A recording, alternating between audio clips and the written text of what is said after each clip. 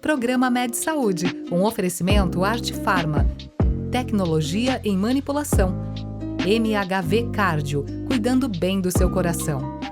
Estamos aqui para o segundo programa falando sobre patologias do intestino, o que você precisa saber com o médico coloproctologista Dr. Alexandre Cheirão.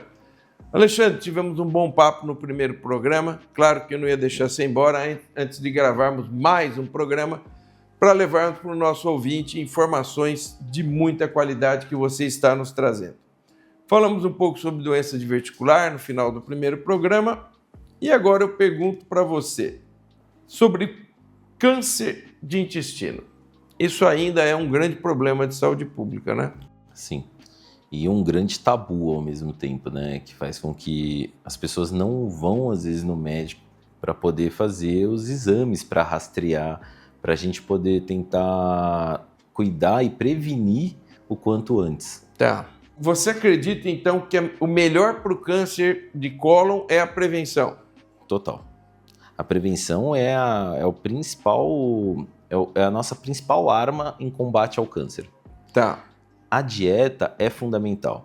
Hoje, por conta, né, dos ultraprocessados, do nosso meio ambiente em si, né, muita poluição, agitação, a gente não tem uma qualidade de sono muito boa, a gente não tem uma dieta muito boa, a gente favorece cada vez mais. A gente não tem quase nada muito bom, nada né? bom. E isso faz com que a gente tenha um risco maior de desenvolver os problemas. Tá. Né, e dentre eles o câncer intestinal. E a prevenção é fundamental. Quando você fala em prevenção, para quem está nos ouvindo, você está dizendo o quê? O principal exame para a prevenção é a colonoscopia. A partir de que idade você aconselha a fazer? Hoje, a prevenção ela é a partir dos 45 anos, independente se você tem histórico familiar ou não. Todo mundo a partir dos 45 anos. E 20 anos antes, se você tiver algum caso na família. Então, por exemplo, se alguém tiver um caso na família com o meu pai teve o câncer aos 60 anos, então você vai começar aos 40 anos. Tá. Então aí você já puxa 20 anos nessa conta. Antes. Exato. Tá. E hoje a gente tem estudos que mostram que o paciente que teve um quadro de sangramento, então independente se foi por conta de um câncer, do que foi. Você examinou o paciente, viu uma hemorroida, viu aquilo, mas tem sangramento, teve um sangramento, o ideal é que ele faça pelo menos uma reto-sigmoidoscopia. Olha que interessante isso. A reto-sigmoidoscopia, ela é um exame, a colonoscopia é o exame que vê o intestino como um todo. Tá. E a reto-sigmoidoscopia, ela vai ver mais ou menos 1/3 do intestino. Só que esse 1/3 que ela vai ver é ocorre principalmente nos pacientes mais jovens. Tá. A maioria dos pacientes jovens que vão ter um câncer, eles vão ter no cólon esquerdo, no sigmoide, no reto. Tá. E isso aí é ao alcance do reto-sigmoidoscópio. Da reto-sigmoidoscopia ela consegue ver todo o lado esquerdo. Então, e a reto-sigmoidoscopia é um exame habitual para o consultório do proctologista? Como é que quem está nos ouvindo, por exemplo, vai fazer uma reto-sigmoidoscopia? A reto-sigmoidoscopia ela tem duas formas. Tem a reto-sigmoidoscopia flexível e a rígida. Tá. Você particularmente prefere qual? Hoje a gente usa muito mais a flexível. Tá. Principalmente pro paciente. Por conta porque é um exame chato de fazer, do ponto de vista que você vai ter que fazer uma limpeza do intestino. A reto-sigmoidoscopia é uma limpeza mais fácil. Você só fazer uma lavagem intestinal já consegue limpar. Sim. Diferente da colono, que tem que tomar aqueles laxantes todos para poder fazer uma limpeza maior. Uhum. E a reto-rígida a gente costumava fazer até no consultório mesmo, com paciente sem sedação, sem nada. A flexível não, a gente leva ele como se fosse fazer uma colono, vai dar uma sedação e consegue fazer o exame de forma melhor. Tá. Além da colonoscopia, que seria o padrão ouro, ou da reto-sigmoidoscopia, nesses casos que você diz, pacientes mais jovens, quais outros exames podem ser feitos para que a gente possa ter um adequado controle visando a questão do câncer de cólon? Hoje o rastreio basicamente é com a colono. O sangue oculto nas fezes, que é um exame muito utilizado no Brasil, ele ajuda não necessariamente a fazer um rastreio, ele não é um marcador, ele não vai falar se você tem ou se você não tem um problema. Ele vai chamar atenção para um problema. Então, se você tem um sangue oculto positivo, você tem prioridade para fazer aquela colonoscopia. Mas o ideal é que todo mundo fizesse a coluna. Tá. Hoje no mundo não existe nenhum país no mundo ainda que conseguiu fazer colonoscopia na população inteira. Ou seja, você deixa o sangue oculto como um dedo duro ali, né? Ou seja, se tem sangue oculto, então a gente passa a ter que investigar, ainda porque mais. com grande probabilidade alguma coisa está acontecendo para a perda daquelas hemácias, né? O sangue oculto ele pode vir por vários motivos, desde a própria dieta do paciente, se ele tem uma lesão orificial, alguma coisa, mas pelo menos deu positivo, você tem que fazer a coluna, não tem nem discussão. Sangue oculto positivo é igual a colonoscopia. Uma vez feito, de quanto em quanto tempo tem que ser feita uma colonoscopia? Depende. Esse tempo ele pode variar, né? Por vários fatores. Não só o exame em si daquele paciente, depende do paciente, histórico familiar do paciente, depende se ele tem, aonde ele fez essa colonoscopia, a qualidade da colonoscopia, se foi um exame completo ou não. Então, é um exame que pode variar desde 1 ano, 6 meses até 5 anos. Tá. E a gente tem hoje o protocolo americano que fala até em 10 anos. Só que com até a qualidade dos equipamentos que a gente tem hoje em dia, assim, é meio complicado você falar que o paciente pode ficar 10 anos sem fazer um exame. É muito tempo. É muito tempo. Então, geralmente, a gente usa até 5 anos para um paciente que não tem histórico de nada, que está tudo bem, a colono está normal, sem pólipo, sem nada, 5 anos é um tempo legal. Que casos emblemáticos você já teve de cirurgia de câncer? Assim, que marcou muito você? Claro que você não precisa contar o nome da pessoa, mas para aquela pessoa que está nos ouvindo entender como é importante esse cuidado que você está chamando a atenção em relação a fazer os exames preventivos do câncer, né, de cólon. O caso mais que eu acho que me marcou muito, né, um caso relativamente recente, que é uma paciente que veio para mim com sangramento. E ela veio querendo operar a hemorroida, porque ela já tinha passado, falaram para ela que era hemorroida. E aí eu examinei, realmente ela tinha hemorroides. Mas eu falei, então vamos fazer a colono, só para ter certeza que não tem mais nada. Tá. Uma paciente jovem, e aí tinha uma lesão, um tumor de cólon esquerdo, no sigmoide. E quando a gente descobriu o câncer, o convênio foi lá e cancelou o plano de saúde dela ainda. Meu Deus. E aí? Foi tudo junto. A gente conseguiu, operou, resolveu o problema, graças a Deus hoje ela está curada já. Mas é um caso que marcou muito por isso, porque ela é uma paciente jovem que você não ia pensar, né? A gente não pensa mesmo no câncer de uma paciente de... Ela tinha, se não me engano, 39 anos, né? A gente sabe que durante as colonoscopias podem ser feitas ressecções também, né? Sim. Pequenos adenomas, pequenos tumores que estão na luz intestinal. São frequentes? São frequentes e é isso que vai prevenir o câncer. São essas lesões. Você fazer a ressecção de um pólipo, você tratou aquele paciente, então ele já está curado. Se aquele pólipo iria virar um câncer, talvez, mas tirar aquele pólipo, acabou aquele problema. Sim. Eu vou dar um exemplo, sou eu. Eu recentemente fiz uma colonoscopia, não tô na idade para fazer, mas falo que a gente que tem CRM positivo, né, vê tanta coisa. Acontece de tudo, parece que né? com a gente tudo vai, né? Tá, então, claro. foi quando a minha filha nasceu, e aí eu quis fazer essa prevenção, fiz a colono, muitos falaram que eu fiz, que não devia ter feito, não precisava, fiz. E tinha um pólipo. Tinha um adenoma, que era um pólipo que provavelmente, até os meus 45 anos, talvez tivesse virado um câncer. Então, assim, foi bom eu ter feito a colono? Pô, foi muito bom. Entendeu? Então, assim, você prevenir é o melhor para a saúde. Sim. E como é que foi a escolha da coloproctologia para você? Quais foram os teus inspiradores? Eu brinco que, na verdade, eu fui condenado a ser coloprocto, né? Condenado. Então é uma condenação. A culpa é do meu pai, porque com esse sobrenome que eu tenho, Cheirão não ia ter não muita ia ter opção.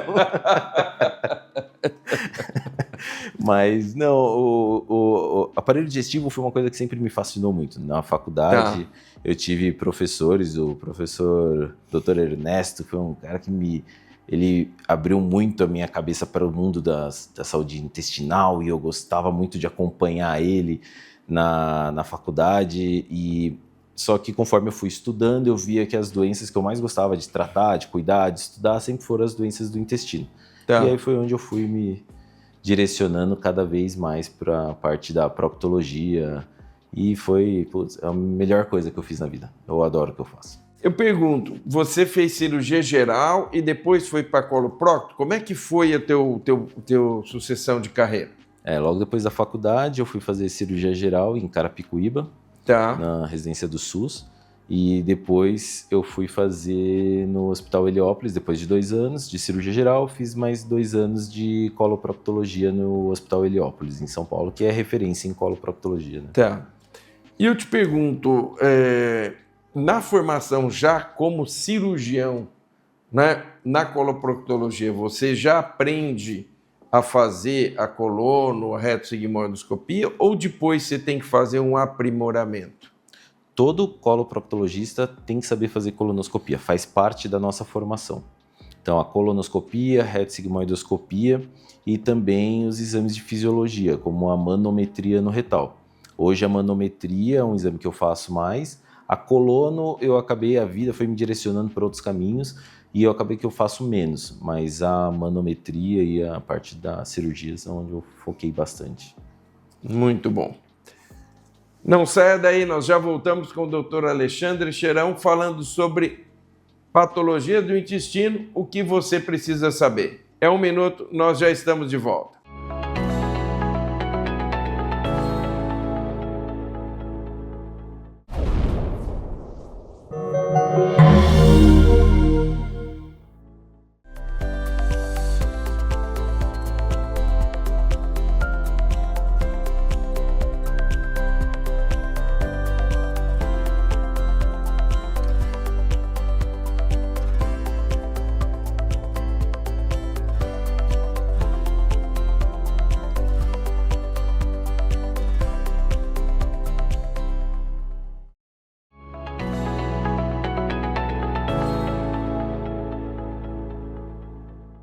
Estamos de volta com o Dr. Alexandre Cheirão falando sobre patologias intestinais, o que você precisa saber.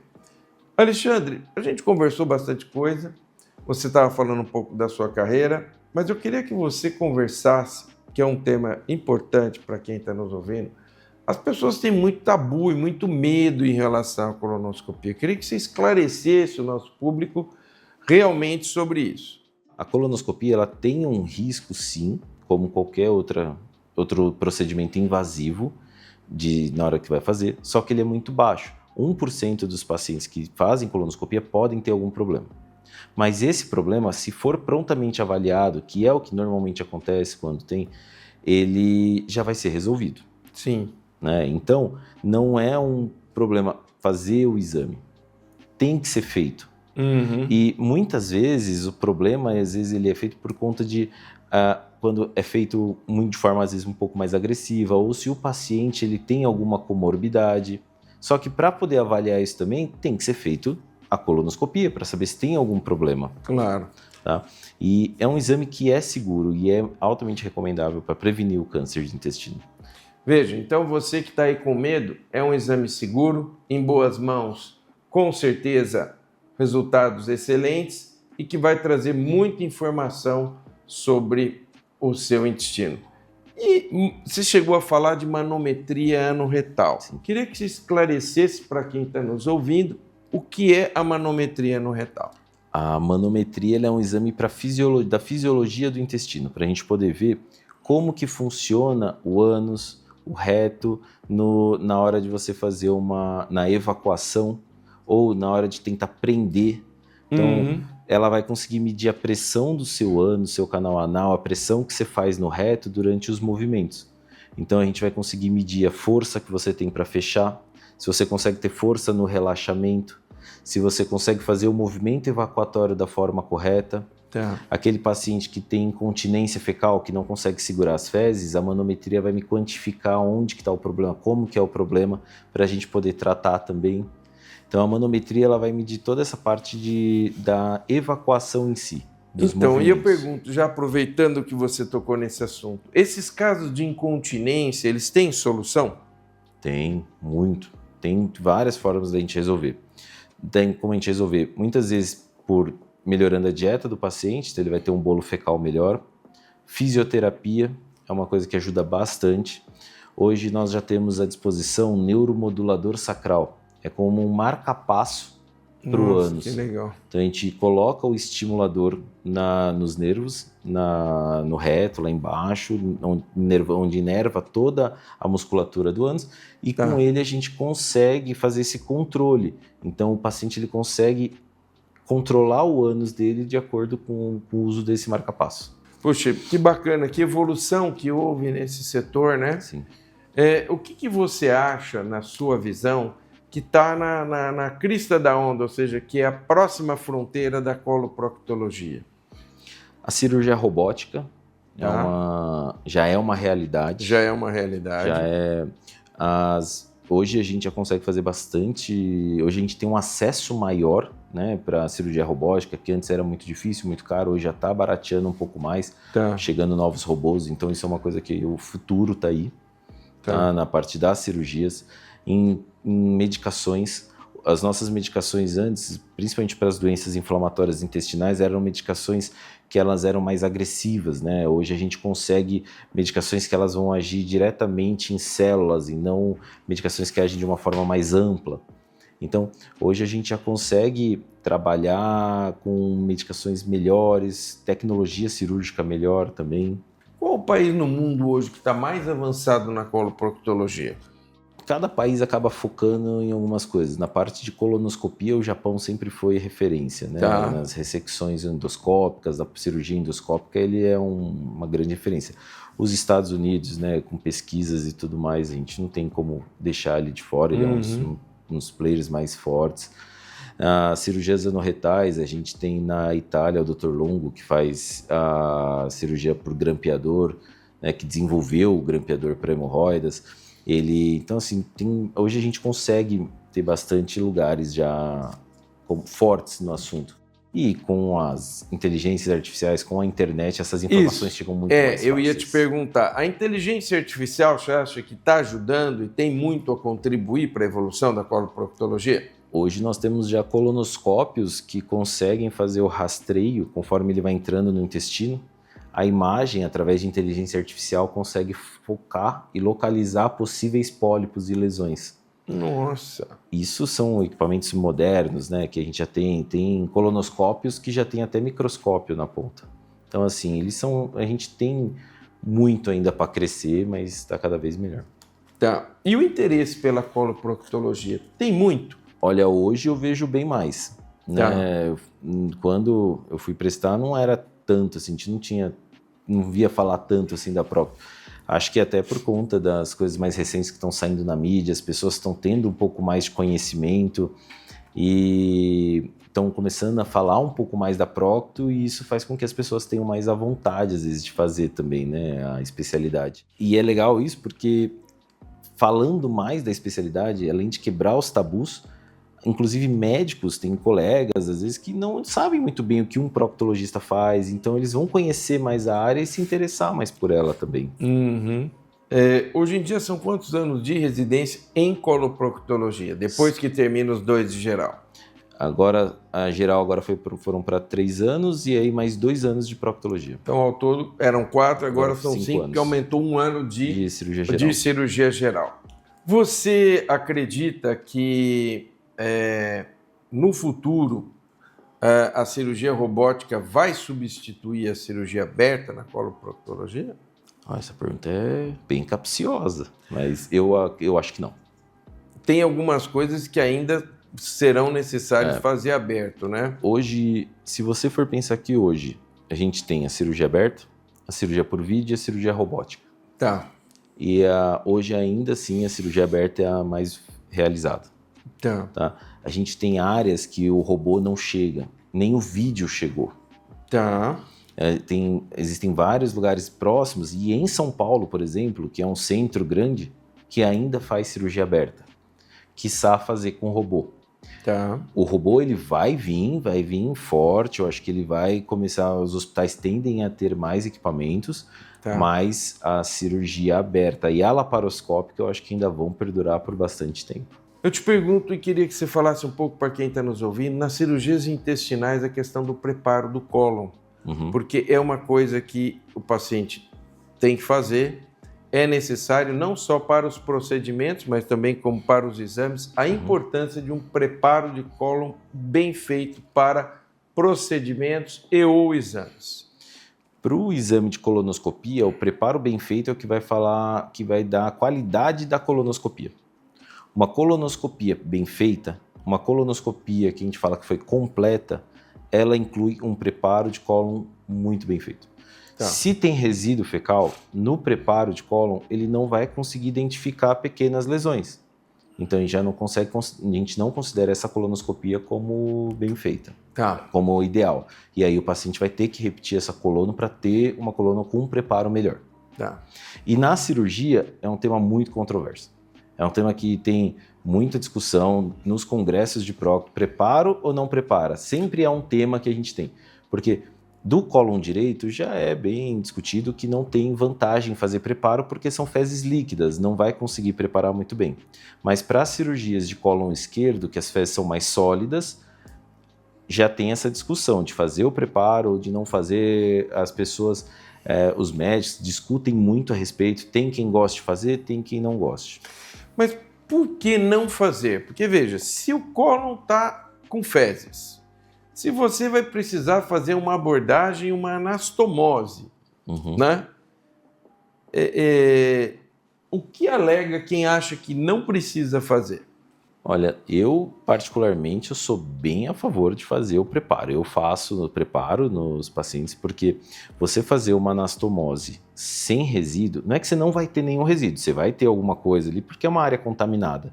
Mas você conseguir fazer a anastomose numa área menos suja é muito melhor para você. Né, para você conseguir visualizar, identificar, não ficar vazando. Sim. Mas uma contaminação, mesmo que mínima com um preparo feito, muito bem feito, vai ter ainda alguma contaminação. Então, sim, o que eles alegam muitas vezes é que sem preparo, o cocô vai estar mais sólido, eles conseguem identificar e limpar melhor, se tiver algum extravasamento. Com o preparo, você vai ter mais fezes líquidas, mais líquido saindo, e pode contaminar mais fácil também a cavidade. Então, na verdade, é a pergunta de milhão. É a pergunta de 1 milhão. Porque não tem um certo e um errado, vai ter muito a preferência do colega. Tá, né? A sua é de fazer. A minha é de fazer. A escola, da onde eu venho, da minha formação, nós fazíamos. Tá. Eu, antes de fazer cirurgia cardíaca, eu passei também pela cirurgia geral, 2 anos de cirurgia geral, nós passamos pela coloproctologia. E na minha época, um bom tempo atrás, não se pensava de forma nenhuma em fazer qualquer cirurgia eletiva de cólon sem preparo, né? Então eu lembro que a gente prescrevia tudo, preparo, e era extremamente importante para que você tivesse um campo realmente em condições de trabalho, né? Nas orificiais, tem colegas que também gostam de fazer. Eu, particularmente, para cirurgias orificiais, eu não faço preparo. É um outro mundo, né? Já estamos bem mais baixo no intestino, sim, né? Estamos finalizando e eu queria te perguntar quem foram os teus ídolos? Quem foram as pessoas que você te inspiraram para seguir a coloproctologia, que você fala, puxa, um dia eu queria operar que nem esse cara? Hoje eu falo que o meu maior mentor, assim, a pessoa que eu mais admiro dentro da proctologia, é o meu ex-chefe de residência, Dr. Ediblan de Carvalho Albuquerque, o poeta da procto. Ele fez eu gostar muito da doença inflamatória intestinal. Eu tinha aquele interesse na procto, mas ele mostrou um lado diferente da doença inflamatória, da proctologia. Então, para mim, ele é o meu maior mentor, assim, uma pessoa que eu me espelho muito dentro da coloproctologia. Tem hoje também, não posso deixar de falar da doutora Angelita, que foi... Angelita Gama. Sensacional. Essa eu conheci. Marco, ela tinha que receber a coroa dela. Sim, lá, porque assim, ela mostrou a coloproctologia brasileira, principalmente para o mundo. Ela é referência no mundo em coloprocto. E eu sempre escutei falar muito dela, desde pequeno, na verdade, porque meu tio trabalhava no Oswaldo Cruz, onde ela opera, e ele comentava muito a respeito dela, assim, sabe? Que uma mulher, ainda mais naquela época, pensa, uma mulher cirurgiã fazendo tudo que ela fazia, ainda sendo destaque, né? Então, assim, ela é Ela é muito especial, realmente. Não tem o que falar. Estivemos aqui com o nosso querido Alexandre Cheirão, falando sobre patologias intestinais, o que você precisa saber. Lembre-se, o seu encontro semanal com a saúde está aqui no Med Saúde. Nós esperamos você. Canal 25 ou 525 NET. Programa Med Saúde, um oferecimento Arte Farma, tecnologia em manipulação, MHV Cardio, cuidando bem do seu coração.